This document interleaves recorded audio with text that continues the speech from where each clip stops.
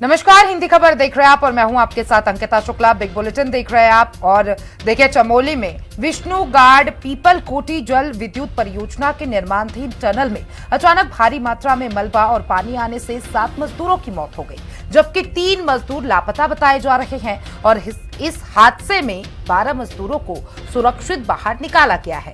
इस हादसे से उत्तराखंड में सुरंग निर्माण में लगे श्रमिकों की सुरक्षा व्यवस्था और आपदा प्रबंधन की तैयारी पर गंभीर सवाल खड़े हो रहे हैं। इस विषय पर चर्चा करेंगे, लेकिन उससे पहले रिपोर्ट देखिए।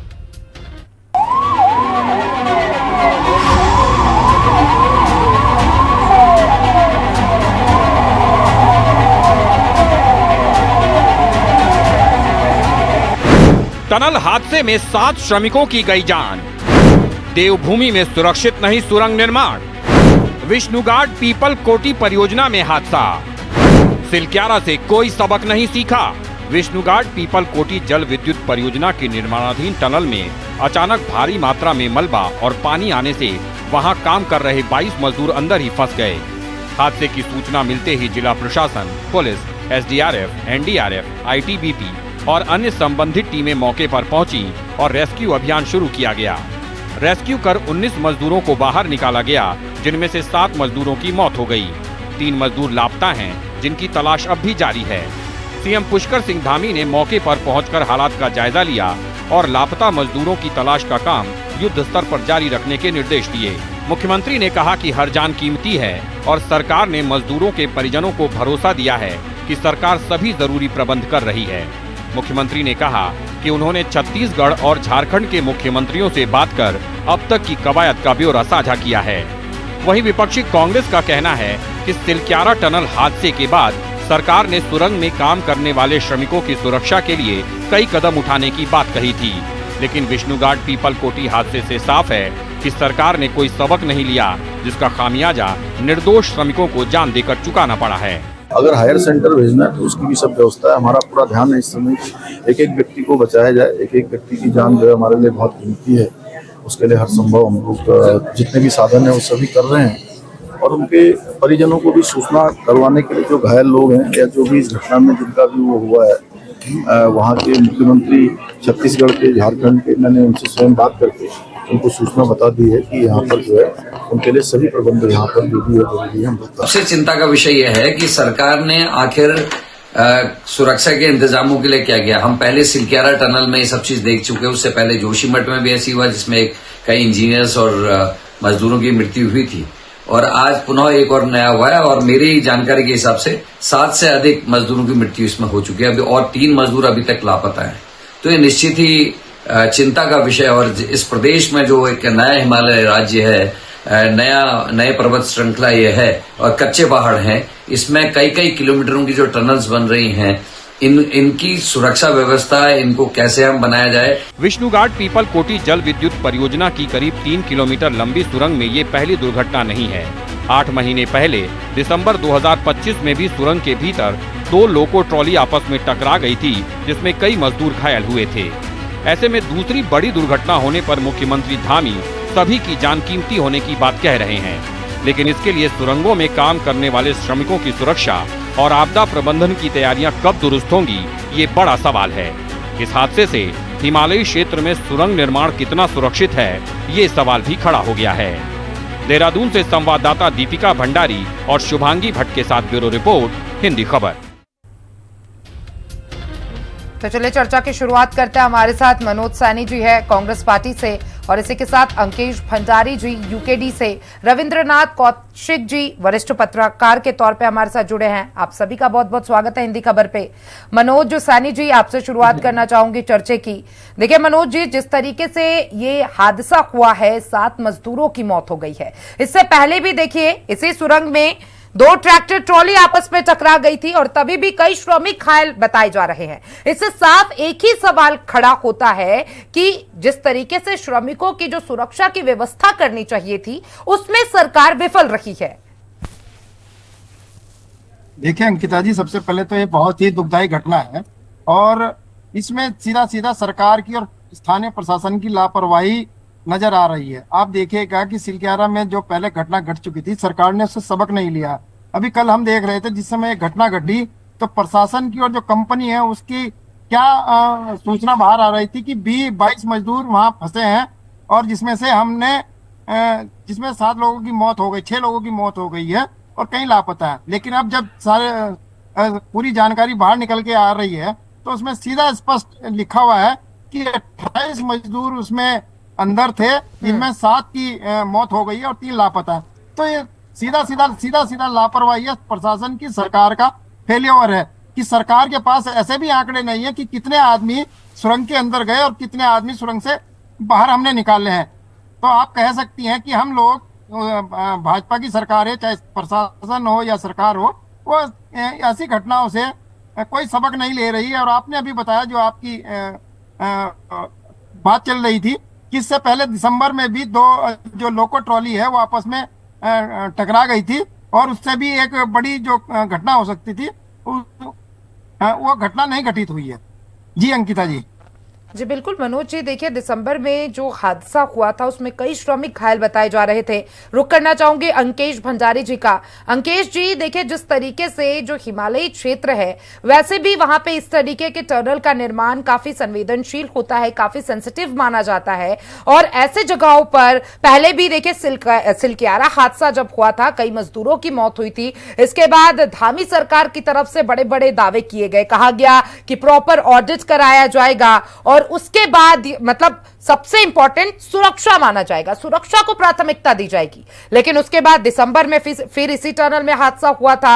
मतलब देखिए कहीं ना कहीं धामी सरकार बड़े हादसे का इंतजार करती है, क्योंकि जिस तरीके से तस्वीरें सामने आ रही है एक ही सवाल खड़ा होता है कि जब तक कुछ बड़ा घटित नहीं होगा तब तक हम कुछ नहीं करने वाले।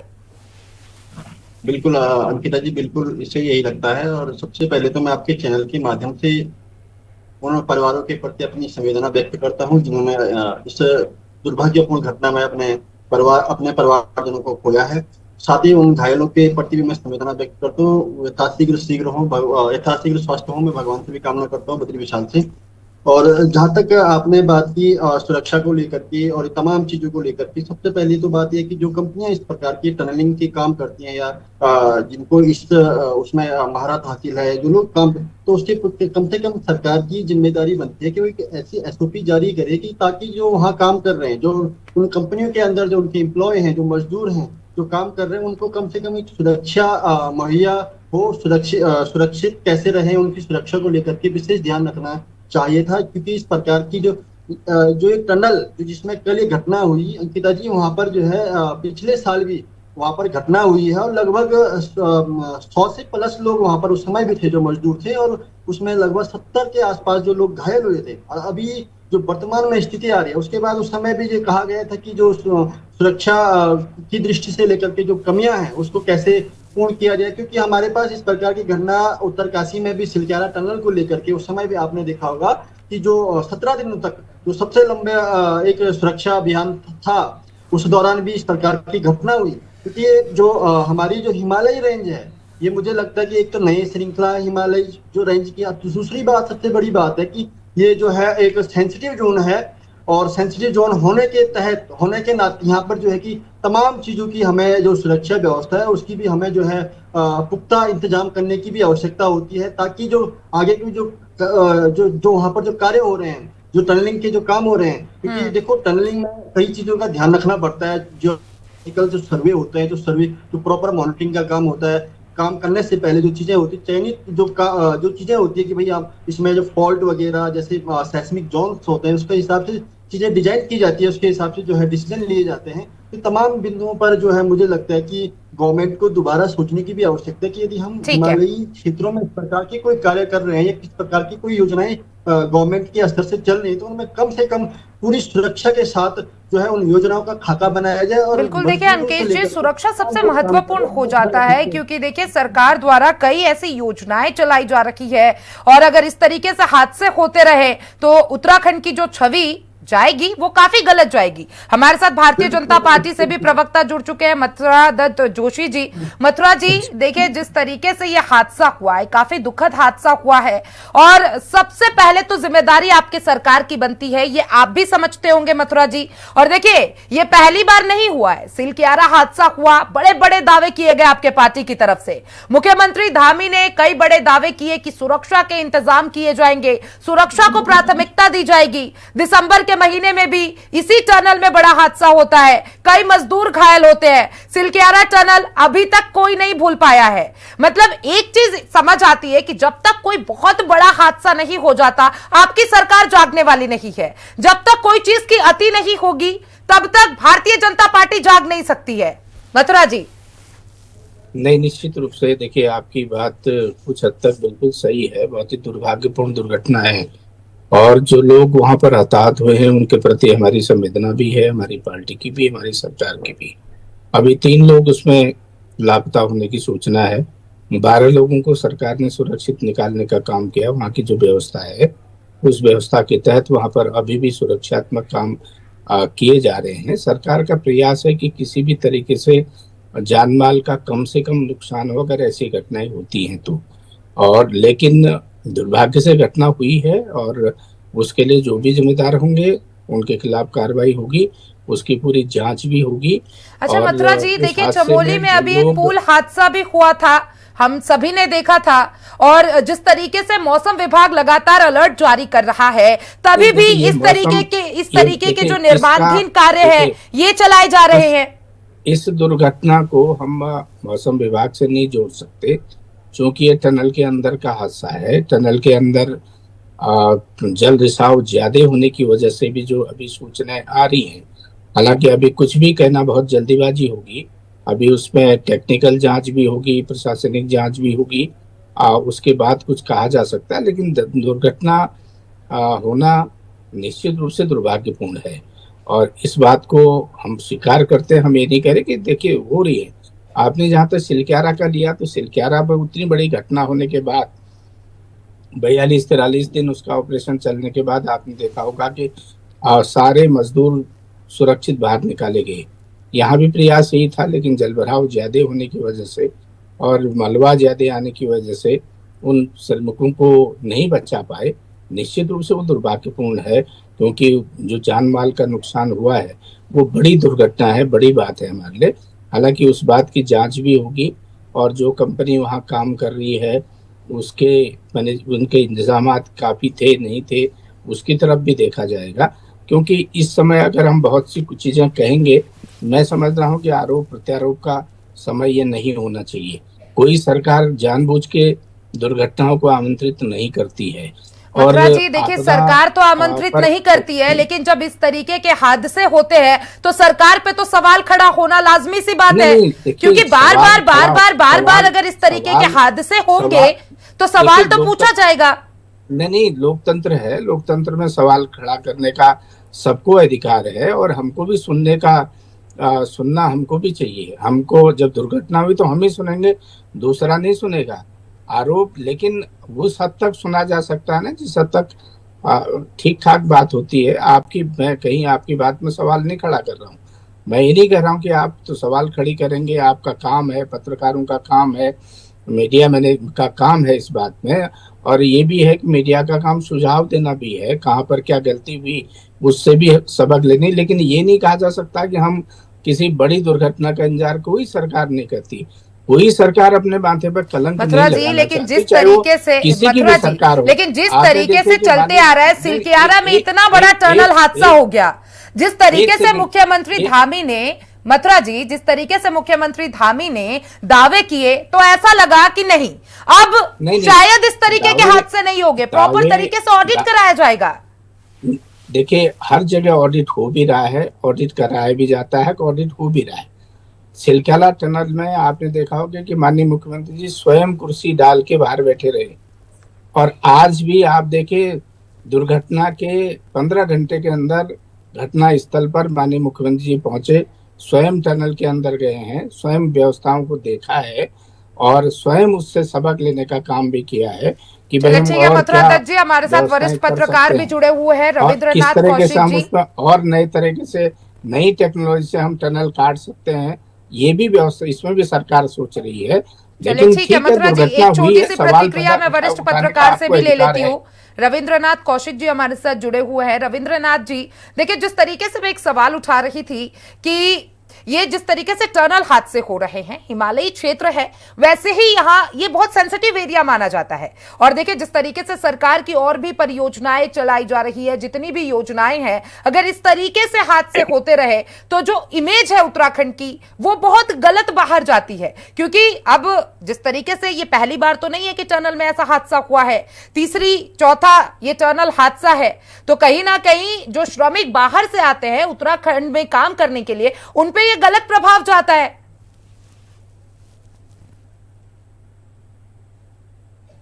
कौशिक जी, आपको मेरी आवाज आ रही है? मेरे साथ हैंडीकैप ये हो गया है कि मुझे किसी का भी कुछ सुनाई नहीं दे रहा है।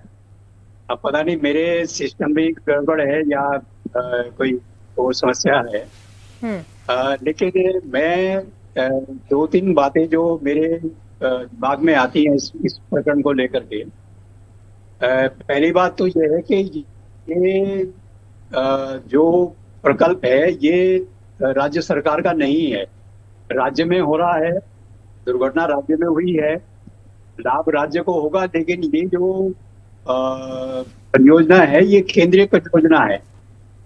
दूसरे जितने भी सरकारी काम है उसमें हम जो है जो हमारा जो सरकारी सिस्टम है वो ये है कि कम से कम पैसे में ज्यादा से ज्यादा काम हो जाए।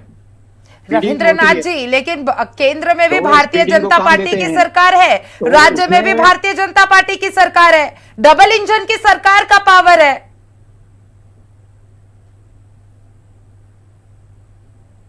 कुछ भी मेरे समझ में नहीं आया। चले रविंद्रनाथ जी, लगता है कोई टेक्निकल इशू है।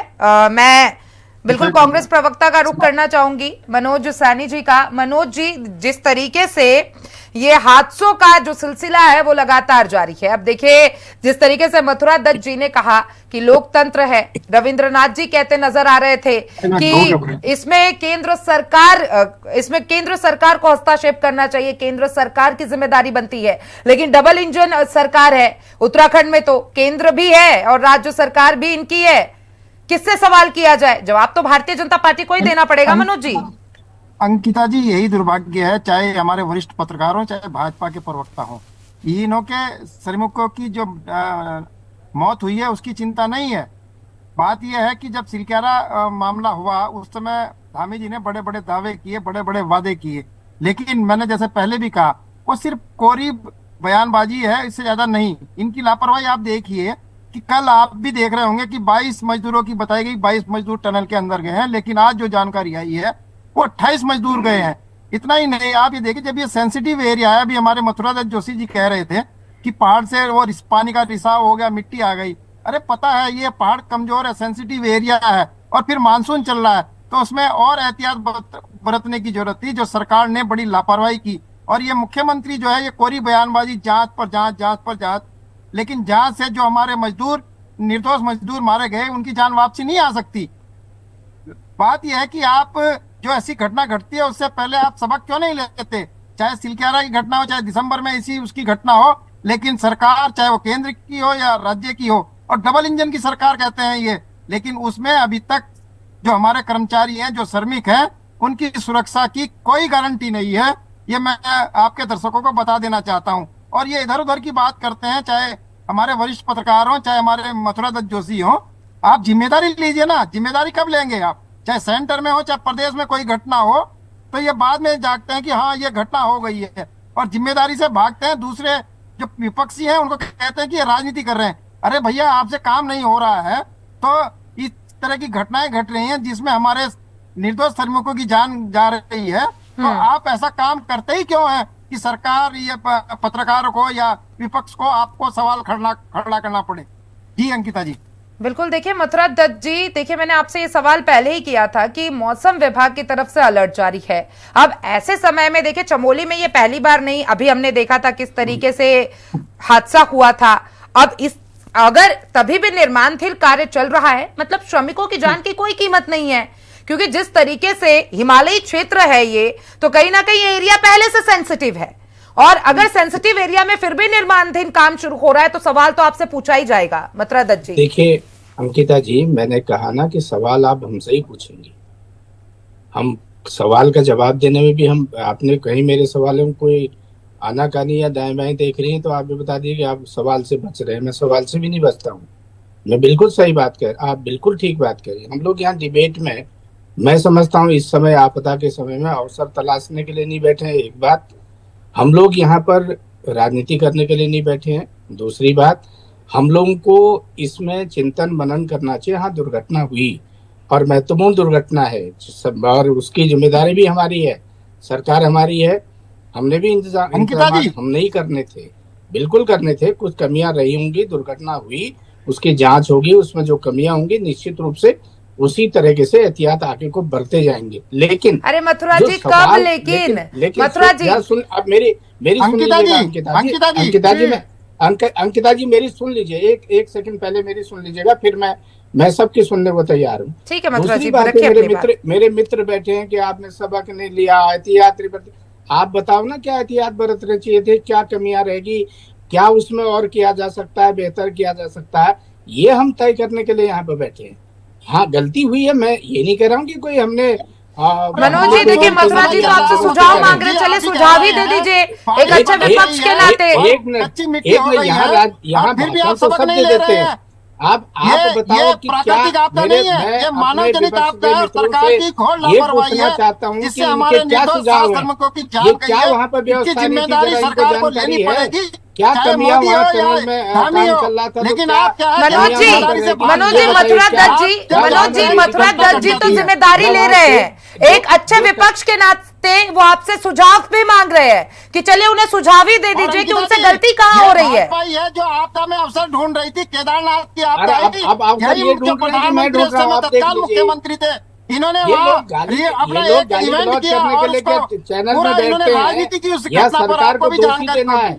इन पे कोई सुझाव है, अगर कहीं कोई कमी रहेगी, कम से कम विपक्ष का दायित्व तो बनता है, वो बताइए कमियां आपने की है, क्या कमियां बताई। वह सिलक्यारा टनल में वही मुख्यमंत्री आपने, हम तो नहीं करे 2013 की मानसून का मौसम इतिहास में इतने लोग कभी नहीं मरे जो कांग्रेस की सरकार में मरे, लगातार मैं तब भी उसमें पीछे नहीं जा रहा हूँ, मैं फिर कह रहा हूँ हाँ हमारी जिम्मेदारी है, आप विपक्ष को ही सवाल खड़े कर रहे हैं। विपक्ष के लोग कभी जिम्मेदारी लेने करिए, वहाँ पर कोई आप कोई सुझाव कहे, रचनात्मक सुझाव दें। मानसून में किसने कहा आपको क्या हम निर्माण कार्य करने के लिए बैठते हैं, जब सेंसिटिव एरिया है तो किसने कहा और सरकार। चले ठीक है, आप सभी मेरे साथ चर्चा में जुड़े उसके लिए बहुत बहुत धन्यवाद। तो देखिए लगातार ये मुद्दा तूल पकड़ता हुआ दिखाई दे रहा है और अभी भी रेस्क्यू अभियान चलाया जा रहा है। 3 श्रमिक अभी भी लापता बताए जा रहे हैं और रेस्क्यू अभियान चालू है।